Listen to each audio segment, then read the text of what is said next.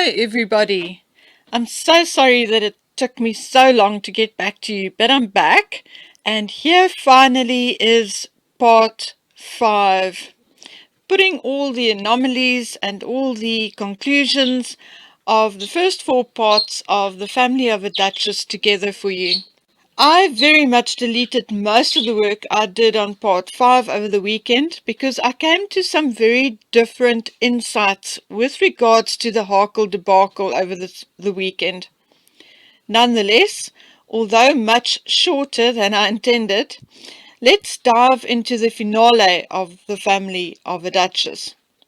What did we learn about Meghan, who she really is, and why she's acting the way she does? The first thing we learned is that Meghan is not 39, and neither is she 53 or older, as some people allege. We now learn this from what Meghan herself said in interviews going back to 2011, 2013, and 2014. I told you that in an Esquire interview, Meghan said she spent 10 years on the set of Married with Children. Now, Married with Children aired from April 1987 to June 1997. Exactly 10 years. Now, that was 33 years ago. So, if she went to live with Dad at age 11, that would make her 44 years old today. Had she been 9 when she went to live with Dad, it would make her 42 years old today. And actually, Ed O'Neill told Ellen DeGeneres that Meghan was a regular on the set since she was 9 years old. And then I just need to add that shooting of the series started in the second half of 1986. So it's not us, but Meghan herself who told us her age, somewhere between 42 and 44. This was further supported by a video of Meg allegedly watching Tyler, which was shot in 1991. We know that Tyler Dooley was born in 1992, so we know that that was not Tyler. We also know that Meg was 11 in the picture, as she has the same look and hairstyle, and a problem with her one eye, which was corrected later on, as she had in her bragging dishwashing liquid video. So my guess is that that was Tyler's older brother in the video, and that Meghan was definitely 11 in 1991. So whether Meghan was 9 or 11 when she strolled around the set of Married with Children does not really matter, because either way it proves that she is not 39 in 2020. Why is Meghan lying about her age? I believe it started before she met Harry. I believe she did not accomplish what she thought she would, and age was creeping up on her. So easy peasy, change your age by deducting 5 years. I believe it is a regular thing for movie stars to do. When she met Harry, the optics and lie had to remain, as to be 3 years older than your husband just sounds better than 6. The second thing we learned is that the likelihood of Meghan having some sort of mental problems and issues are good or greater than the average. Firstly, it appears that Meghan's uncle Fred suffers from some form of mental illness, as does his one son Nicholas. They are said to both be hoarders, both suffer from depression, and Uncle Fred may even suffer from delusions. So, there is a chance, although slim, that Meghan may have inherited a faulty gene from her father's side. Meghan's narcissism, overinflated ego, however, in my opinion, has more to do with the way she was raised by her parents than an inherited mental illness. What we have learned from looking into the family are the following. Thomas got primary custody of Meghan at age 8 or 9. We know that Doria disappeared off the scene completely when Meghan was approximately 10 or 11. Doria disappeared from all info researched and sent to me for a period of 3 to 4 years. No work records for those years, etc. By the time Meghan was approximately 14, she again had the odd visitation with her mother, but she remained living with her father. Regardless of Doria being back in the vicinity, according to Samantha Markle, she was not around much at all, and never was before. The gap in Doria's life aligns with the theory, and what I now believe to be most likely true, that she spent 4 years of a 10-year sentence in jail for tax fraud. There are more gaps and disappearances in Doria's life, but we'll talk about that some other time, or if it ever becomes relevant.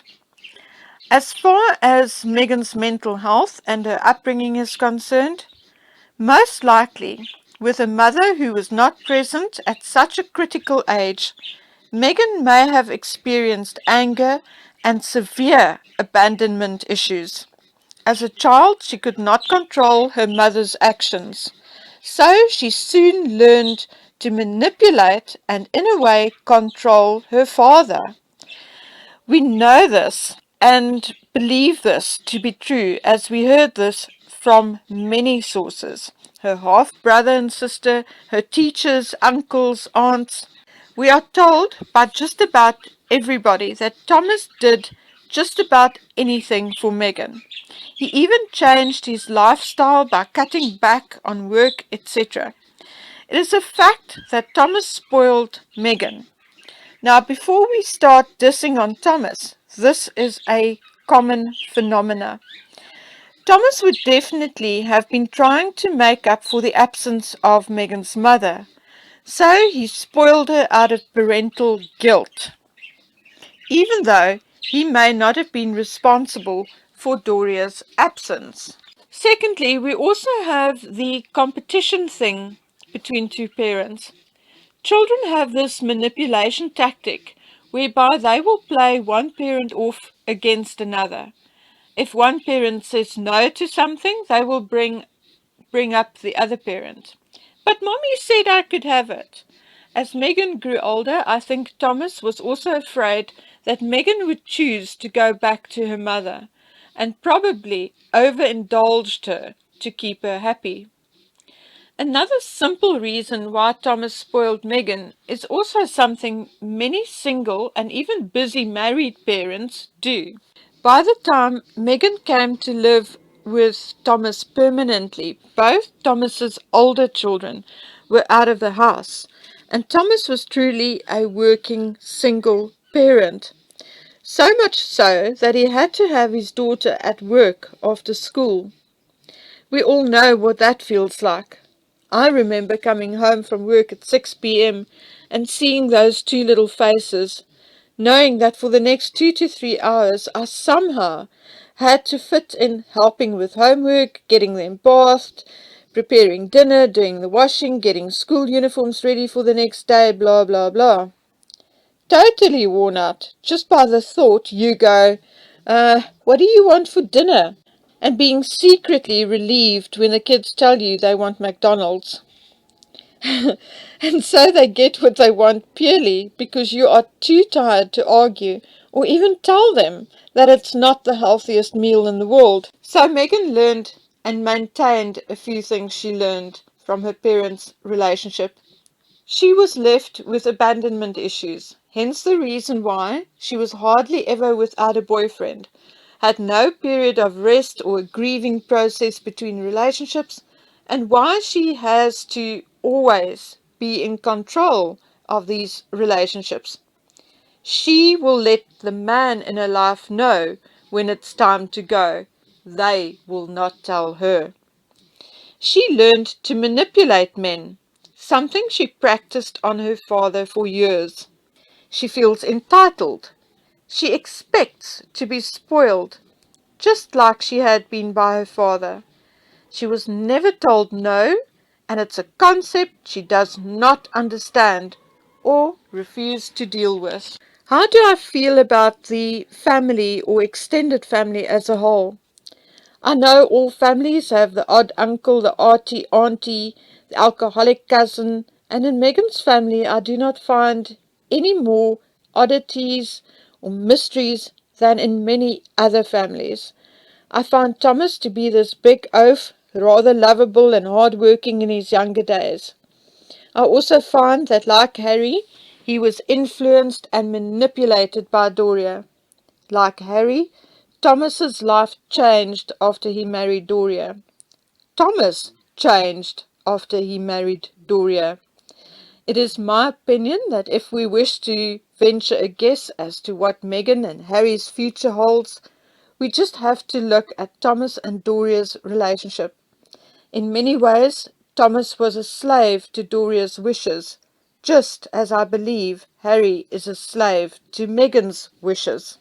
Evaluating the basic dynamics of both sides of Meghan's family, I cannot and do not find anything particularly strange, which leads me to believe that Meghan's personality and mental problems are largely based on Thomas's parenting and Doria's very suspect behavior. Although I feel that it was Thomas who indulged Meghan's every whim, I believe that it is Doria who influenced Meghan to use men in particular. I feel that Doria is not particularly fond of men herself, and like her daughter consider men a stepping stone to what she wants. I also get the impression that Doria, like her daughter, has an issue with the truth and sees the truth as something to be distorted and manipulated to benefit her or them. I found Doria to be uncomfortable in her own skin and prone to covering up her own insecurities with brashness and sometimes a devil-may-care attitude. I find Doria fickle and not at all trustworthy. Like her daughter, or rather her daughter like her, Doria tries to portray herself as a giver when in fact she is a user. As most of my subscribers will know by now, Meghan's half-brother and sister, Thomas Jr. and Samantha, were the most verbal of her family before and shortly after the wedding. At the time, both of them were vilified in the media and accused of jealousy and maliciousness. However, regardless of their own issues, their comments at the time appears to be the most authentic and truthful to date, and here is why. Firstly, they had more to gain long-term for the wedding to take place, so why did they try to prevent or stop it? Both had been relatively truthful with regards to their own lives. A fair example of this is Thomas Jr. admitting to his alcohol abuse and arrests, as well as his relationship with his own children. Samantha also referred to Meghan as having a, in brackets, mental illness, something we have since discovered to be true. Samantha referred to Meghan as being spoiled and pushy, something we have by now seen ourselves. So why are most of Meghan's family prepared to go along with her lies? Well, there are a variety of types of lies. The bold-faced lie, the white lie, and the lying by omission. Meghan's family and extended family may be guilty of the odd bold-faced lie, but we see Meghan having a larger propensity to lie outright, to embellish, etc., than all of them, with the exception of Doria, put together. I would classify the family, Thomas, Thomas Jr., Samantha, Uncle Joseph, Tyler Dooley, etc., as more willing to divulge the odd white lie or simply lying by omission. And why would they be willing to do this? I can explain this as follows. All of us have been at a gathering of sorts at some point where there's one person who has told a lie or embellished on a story. For example, a fisherman telling about the 2-foot-long fish he caught, when in fact the actual fish was only about 2 inches. Do we always jump in and correct this person in front of everybody else? No, we don't. The inherent good in all of us would, in most cases, prevent us from embarrassing the person. We may, in private afterwards, tell the person that we are aware that he or she lied. I think the same applies to Meghan's family. They may criticize her or her actions, but still care enough about her not to call her out as a habitual, bold-faced liar in public. I guess even in the Markle and Raglan families, blood is still thicker than water. Now, what about Archie? Do we even need to talk about Archie in this part 5? Yes, unfortunately we do, as this is the biggest lie with the most damaging long-term effect Meghan and her shadow handbag Harry have told to date. And before I tell you the family's role in all of this, please allow me a minute to tell you what I believe happened. I believe the whole scenario, Archie's birth, etc., was meticulously planned by Meghan and planned almost from the day she met Harry, or very soon thereafter. I believe Meghan fast-tracked the wedding by pretending that she was pregnant. Or maybe even she was, but fully intended not to go through with it.